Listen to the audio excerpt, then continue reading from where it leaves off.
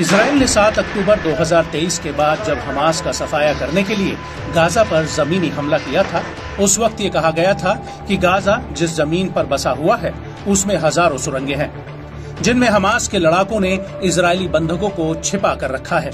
साथ ही वो अपने पूरे नेटवर्क को इन्हीं सुरंगों से ऑपरेट कर रहे हैं और इन सुरंगों को ध्वस्त कर पाना इजरायली सेना के लिए सबसे बड़ी चुनौती होगी।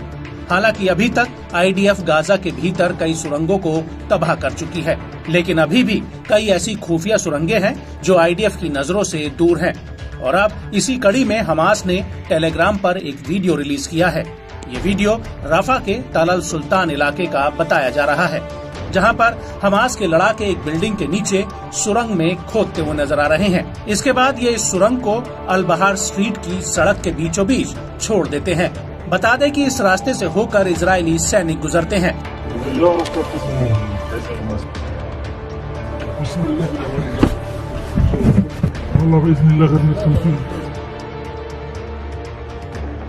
और इस वीडियो में कुछ ही सेकंड के बाद इस सुरंग में जोरदार धमाका होता है। दरअसल धमाका होने से पहले आईडीएफ का एक टैंक इस सड़क पर आता है और उसके तुरंत बाद सुरंग में ब्लास्ट हो जाता है, जिसकी चपेट में ये टैंक आ जाता है। दरअसल अल कासिम ब्रिगेड के लड़ाके इस सुरंग में भारी मात्रा में विस्फोटक लगा देते हैं और जैसे ही आईडीएफ का मरकावा टैंक यहां से गुजरता है, सुरंग में रखा बारूद फट जाता है। अल कासिम का कहना है कि इस धमाके में टैंक का चालक दल मारा गया है।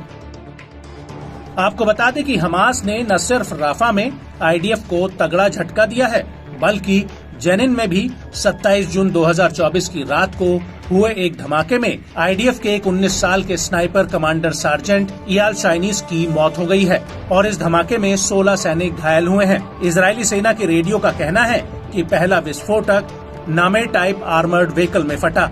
इजरायली सेना का कहना है कि शुरुआती जांच में ये पता चला है कि 2 विस्फोटक कम से कम 1.5 मीटर की गहराई में दबाए गए थे, जो कि इजरायली सैन्य वाहन के वहां से गुजरने के दौरान फट गए। और इसी दौरान अल कासिम और अल कुद्स ब्रिगेड की जेनिन में इजरायली सैनिकों के साथ सीधी भिड़ंत भी हुई। इसका एक वीडियो भी सामने आया है, जिसमें आईडीएफ का एक हेलीकॉप्टर उड़ता हुआ नजर आ रहा है। बताया जा रहा है कि यह हेलीकॉप्टर आईडीएफ के घायल जवानों को लेकर जा रहा था, जो उत्तरी जेनिन में हुए बम धमाके में घायल हुए थे।